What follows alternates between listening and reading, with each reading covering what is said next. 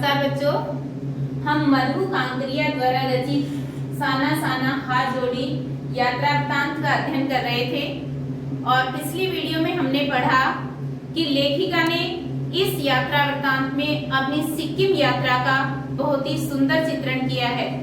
लेखिका ने सिक्किम की राजधानी गंगटोक का बहुत सुंदर चित्रण इस यात्रा वृत्तांत में किया है।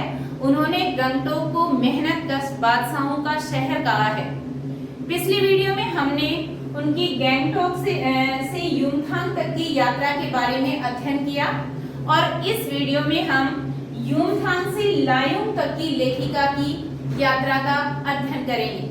तो युमथांग से लायुंग तक के सफर में लेखिका ने जो भी प्राकृतिक दृश्य देखे उनका अध्ययन हम इस वीडियो में करेंगे। तो अपने इस सफर में लेखिका ने देखा कि जो तीस्ता नदी थी उसका सौंदर्य यहाँ से देखने लायक था। तीस्ता नदी लायुंग के रास्ते में, यानी जिस रास्ते से लेखिका लायुंग जा रही थी, तो वहां से तीस्ता नदी सौंदर्य की पराकाष्ठा पर दिखाई दे रही थी, जो सिलीगुड़ी से ही उनके साथ ही थी। साथ ही उन्होंने बहुत ही ऊंचाई से गिरते हुए पानी को देखा और इस झरने का नाम था सेवन सिस्टर्स वाटरफॉल। इस झरने को देखकर लेखिका मंत्रमुग्ध सी हो जाती हैं। बाकी जो सैलानी थे, जो दूसरे सैलानी उनके साथ थे, वे इसके सौंदर्य को अपने कैमरे में कैद कर रहे थे, लेकिन लेखिका उस सारे परिदृश्य को अपने भीतर समेट लेना चाहती थी। आगे बढ़ने पर उन्होंने देखा कि हिमालय जो पहले छोटी छोटी पहाड़ियों के रूप में दिखाई दे रहा था, अब अपने विराट रूप में उनके समक्ष प्रस्तुत होने को था। हिमालय पल पल परिवर्तित रूप में उन्हें दिखाई दे रहा था और पल पल परिवर्तित रूप में किस तरह दिखाई दे रहा था कि कहीं तो वह प्लास्टर उखड़ी दीवार की तरह दिखाई दे रहा था, कहीं पथरीला दिखाई दे रहा था, कहीं हरे रंग का कालीन ओढ़े दिखाई दे रहा था, कहीं हल्का पीलापन लिए तो कहीं बादल में दिखाई दे रहा था। इस प्रकार जो हिमालय था वो पल पल परिवर्तित स्वरूप में उनके सामने उपस्थित था।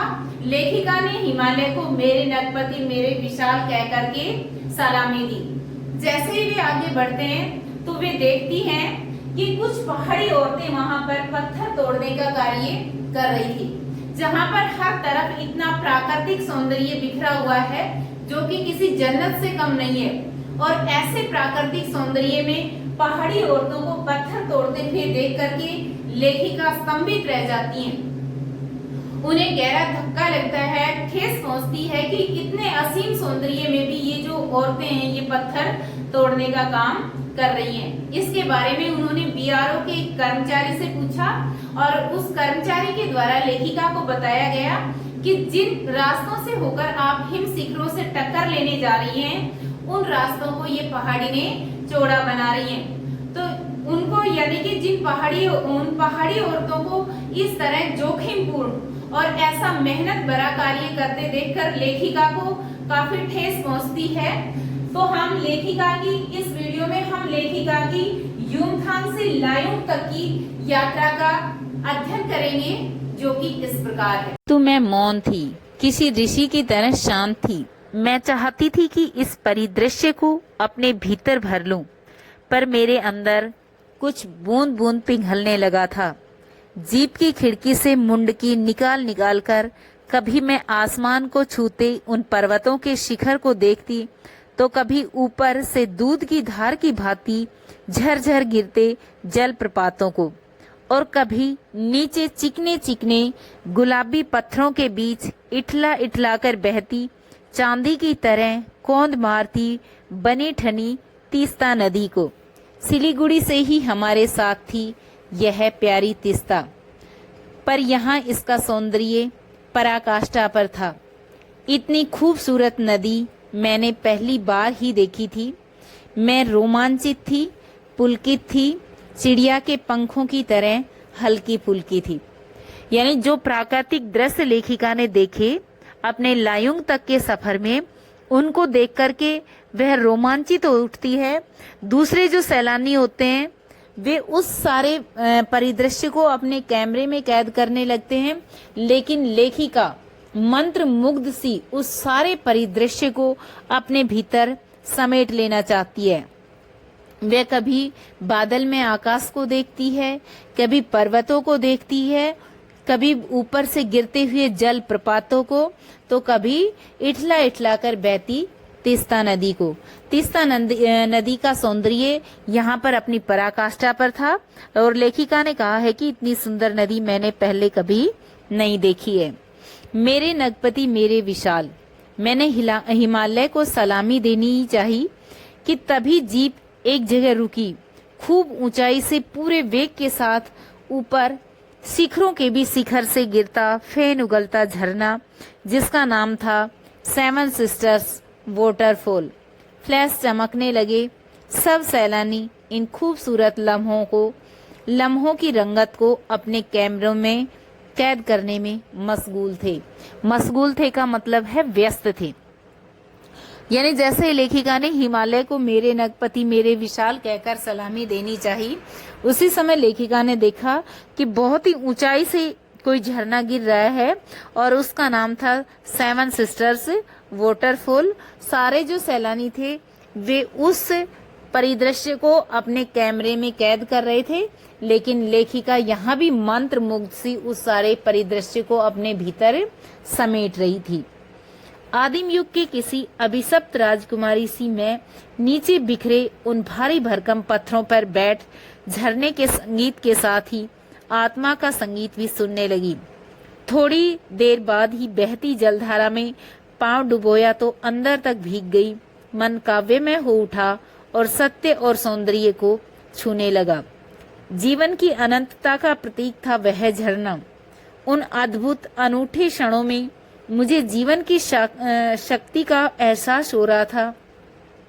इस कदर प्रतीत हुआ मानो मैं स्वयं भी देश और काल की सरहदों से दूर बहती धारा बन बहने लगी हूँ। भीतर की सारी तामसिकताएं तथा दुष्ट वासनाएं इस निर्मल धारा में बह गई और मन हुआ कि अनंत समय तक ऐसे ही बहती रहूं, सुनती रहूं इस झरने की पुकार को। किंतु जितेन मुझे ठेलने लगा, आगे इससे भी सुंदर दृश्य देखने को मिलेंगे। यानी जैसे ही उस झरने को देख करके जो ऊंचाई से गिर रहा था, लेखिका इतनी मंत्र मुग्ध हो जाती है कि उन्हें लगता है कि उसके जल के साथ उसका मन भी बह रहा है। और उसको देख करके लेखिका के मन की जो तामसिकताएं थी, जो दुष्ट वासनाएं थी, वो सारी समाप्त हो गई थी और उन्हें लगा कि मैं भी इसी के साथ देश और काल की सरहदों से दूर बह रही हूँ। तो उनके लेखिका के इस तरह मंत्र मुग्ध हो जाने पर जितेन नार्गे उनको ठेलता है और कहता है कि आगे इससे भी सुंदर दृश्य आपको देखने को मिलेंगे। अनमनी सी मैं उठी। थोड़ी देर पश्चात फिर वही नजारे, आंखों और आत्मा को सुख देने वाले। पल पल परिवर्तित हिमालय, कहीं चटक हरे रंग का मोटा कालीन ओढ़े तो कहीं हल्का पीलापन लिए और कहीं प्लास्टर उखड़ी दीवार की तरह पथरीला, तथा देखते ही देखते परिदृश्य से सब छू मंतर, जैसे किसी ने सहसा जादू की छड़ी घुमा दियो। सब पर बादलों की एक मोटी चादर, सब कुछ बादल में। यानी लेखिका कह रही है कि जैसे जैसे वे आगे बढ़ रहे थे, हिमालय परिवर्तित स्वरूप में उनके सामने था। पहले जो छोटी छोटी पहाड़ियों के रूप में दिखाई दे रहा था, अब वह बड़े पर्वत के रूप में, यानी विशालतम रूप में उनके सामने था। और लेखिका ने कहा कि यह भी पल पल परिवर्तित दिखाई दे रहा था। कहीं बादल में दिखाई दे रहा था, कहीं हल्का पीलापन लिए, कहीं हरे रंग की कालीन ओढ़े तो कहीं प्लास्टर उखड़ी दीवार की तरह, और कभी कभी पूरा बादल में हो जाता था, यानी पूरा जो दृश्य था वो ढक जाता था और कालीमा से युक्त दिखाई देने लगता था। चित्रलिखित सी मैं माया तथा छाया के इस अनूठे खेल को भर भर आंखों देखती ही जा रही थी। प्रकृति मानो मुझे सियानी बनाने के लिए जीवन रहस्यों का उद्घाटन करने पर तुली हुई थी। धीरे धीरे धुंध की चादर थोड़ी छटने लगी। अब वहां पहाड़ नहीं, दो विपरीत दिशाओं से आते छाया पहाड़ थे और कुछ देर बाद ही वे छाया पहाड़ अपने श्रेष्ठतम रूप में मेरे सामने थे। जीप कुछ देर के लिए रुकवा दी गई। मैंने गर्दन घुमाई। सब तरफ जैसे जन्नत बिखरी पड़ी थी। जन्नत का मतलब होता है स्वर्ग। यानी लेखिका जब लायुंग के सफर तक पहुंच रही थी, लायुंग की यात्रा पर जा रही थी, तो इतना सुंदर प्राकृतिक दृश्य वहां पर था। उसको देखकर लेखिका को लगा कि मानो हर तरफ जन्नत बिखरी पड़ी है। नजरों के छोर तक खूबसूरती ही खूबसूरती, अपने आप को निरंतर दे देने की अनुभूति कराते पर्वत, झरने, घाटियों, फूलों और वादियों के दुर्लभ नजारे। वहीं कहीं लिखा था थिंक ग्रीन। आश्चर्य, क्षण भर में ब्रह्मांड में कितना कुछ घटित हो रहा है।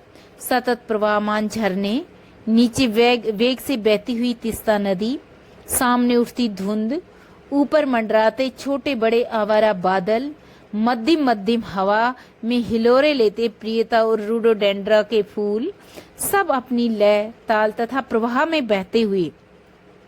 चरवेती, चैरवेती, चैरवेती और चैरवेती का मतलब है चलते रहो चलते रहो। और वक्त के इसी सतत प्रवाह में तिनके सा बहता हमारा वजूद। वजूद का मतलब होता है अस्तित्व। तो लेखिका कह रही हैं कि आश्चर्य ये है कि प्रकृति में एक साथ इतना कुछ घटित हो रहा है, इतना कुछ परिवर्तित हो रहा है, प्रवाहमान हो रहा है कि सतत प्रवाहमान झरने की प्रकृति में झरने बह रहे हैं। तीस्ता नदी जो है वो अपने वेग से बह रही है, आगे बढ़ रही है, सामने धुंध उठ रही है, ऊपर आसमान में बादल उड़ रहे हैं, और जो मध्यम मध्यम यानी धीमे धीमे हवा चल रही है, जिसमें प्रियता और रोडोडेंड्रा के जो फूल हैं वो हिलोरे ले रहे हैं। तो लेखिका ने कहा है कि सब कुछ प्रकृति में एक साथ और इतना घटित हो रहा है, और जिसके बारे में हमें एहसास तक भी नहीं होता है। पहली बार एहसास हुआ जीवन का आनंद यही है, चलायमान सौंदर्य। संपूर्णता के उन क्षणों में मन इस बिखरे सौंदर्य से इस कदर एकात्म हो रहा था कि भीतर बाहर की रेखा ही मिट गई थी। यानी उस प्राकृतिक परिदृश्य में लेखिका इतनी खो गई थी कि भीतर बाहर की रेखा ही समाप्त हो गई थी। आत्मा की सारी खिड़कियां जैसे खुलने लगी थी। मैं सचमुच ईश्वर के निकट थी। सुबह सीखी प्रार्थना फिर से होठों को छूने लगी थी। साना साना हाथ जोड़ी कि तभी वह अतीन्द्रिय सारा संसार खंड खंड हो गया। वह महाभाव सूखी टहनी सा टूट गया। दरअसल मंत्र मुग्ध सी होकर मैं तंद्रिल अवस्था में ही थोड़ी दूर तक निकल आई थी कि सहसा पांव पर ब्रेक सी लगी। अब लेखिका इतने अच्छे प्राकृतिक दृश्य को देख रही थी, जिसको देखकर वह रोमांचित थी, मंत्र मुग्ध थी। लेकिन उस परिदृश्य में ही लेखिका ने ऐसा क्या देख लिया जिसको देख करके उसके पैरों में ब्रेक लग जाती है, यानी कि पैर रुक जाते हैं और आगे नहीं बढ़ पाते हैं। जैसे समाधिस्थ भाव में नृत्य कर रही किसी आत्मलीन नृत्यांगना के नुपुर अचानक टूट गए हो। यानी लेखिका अब चाहकर भी आगे नहीं बढ़ पा रही है, उनके पैर स्तब्ध रह जाते हैं। तभी मैंने देखा कि इस अद्वितीय सौंदर्य से निरपेक्ष कुछ पहाड़ी औरतें पत्थरों पर आराम से बैठी पत्थर तोड़ रही थी। गुथे आटे जैसी कोमल काया और हाथों में कुदाल और हथौड़े। कईयों की तो पीठ पर बंधी डोको, डोको एक बड़ी टोकरी होती है बेटा, और में उनके बच्चे भी बंधे हुए थे, और कुछ कुदाल को भरपूर ताकत के साथ जमीन पर मार रही थी। यानी कि लेखिका ने देखा कि इतना प्राकृतिक सौंदर्य वहां पर बिखरा पड़ा था, वहीं पर कुछ जो पहाड़ी औरतें थी वे पत्थर तोड़ने का कार्य कर रही थी, जिनको देखकर लेखिका स्तंभित रह जाती हैं।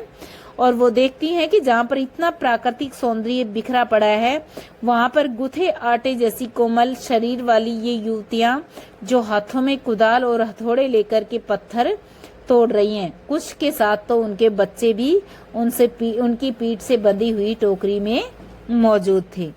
इतने स्वर्गीय प्राकृतिक सौंदर्य, नदी, फूलों, वादियों और झरनों के मध्य भूख, मौत, दैन्य और जिंदा रहने की यह जंग, मातृत्व तथा श्रम साधना साथ साथ वहीं पर खड़े बीआरओ, इसका मतलब होता है बीआरओ का बोर्ड रोड ऑर्गेनाइजेशन के एक कर्मचारी से मैंने पूछा, यह क्या हो रहा है? उसने चुहलबाजी के अंदाज में बताया कि जिन रास्तों से गुजरते हुए आप उन हिम शिखरों से टक्कर लेने जा रही हैं, उन्हीं रास्तों को ये पहाड़ी ने और चौड़ा बना रही हैं।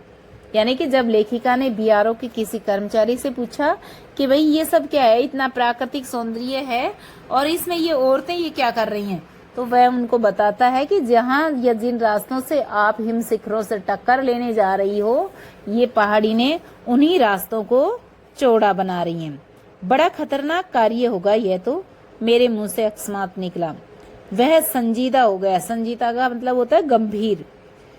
वो कहने लगा, पिछले महीने तो एक की जान भी चली गई थी। बहुत दुस्साध्य कार्य है पहाड़ों पर रास्ता बनाना। सबसे पहले डायनामाइट से चट्टानों को उड़ा दिया जाता है और फिर बड़े बड़े पत्थरों को तोड़ मोड़ कर समान आकार के छोटे छोटे पत्थरों में बदला जाता है और फिर बड़े से जाले में उन्हें लंबी पट्टी की तरह बिछाकर कटे रास्तों पर बाड़े की तरह लगा दिया जाता है। जरा सी चूक की सीधा पाताल प्रवेश। यानी बीआरओ का कर्मचारी लेखिका को बताता है कि ये बहुत ही जोखिमपूर्ण कार्य है, मुश्किल भरा कार्य है और इसमें यदि थोड़ा सा भी ध्यान इधर उधर हो जाए तो सीधा पाताल प्रवेश यानी कि मृत्यु निश्चित है। तो इतना जोखिम भरा जो कार्य है वो पहाड़ी औरतें उस प्राकृतिक सौंदर्य, जो इतना असीम प्राकृतिक सौंदर्य बिखरा पड़ा था हर जगह, वहां पर वे पहाड़ी औरतें इतना दुस्साध्य कार्य कर रही थी।